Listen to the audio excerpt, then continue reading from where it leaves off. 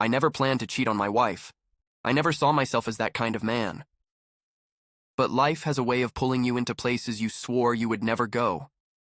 It started with late nights at the office. Sarah, my wife, was home with our 2 kids, exhausted and drained while I buried myself in work. That was when I met Emily. She was confident, sharp, and had this effortless way of making me feel seen. Not just as a husband, a father, or a paycheck, but as a man. At first it was nothing.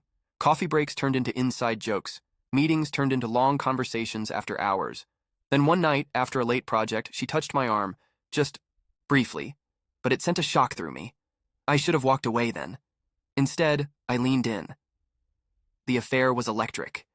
Every message, every stolen moment felt like a secret world where I was not just Mark, the responsible husband, but someone reckless, someone alive.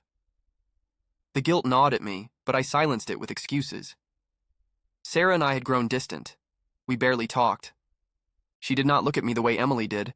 Then everything fell apart. One evening, I came home to find Sarah sitting at the kitchen table, my phone in her hands. I had been careless. A message from Emily flashed across the screen, one I could not explain away. Who is she?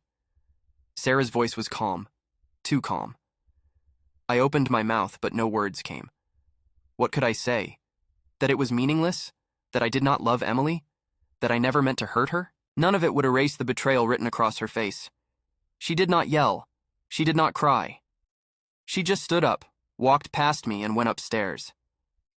The silence was worse than if she had screamed. That night, I lay awake in the guest room, staring at the ceiling, knowing I had destroyed everything. And for what? Days passed in a blur. Sarah did not speak to me unless it was about the kids.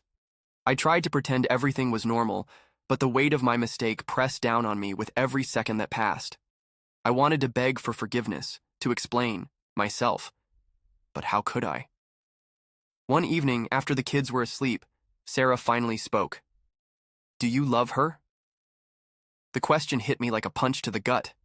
I hesitated for a second too long. That was all she needed. I do not know if she will ever forgive me. I do not know if I deserve it. But I do know one thing. I would give anything to go back to that first moment with Emily and walk away.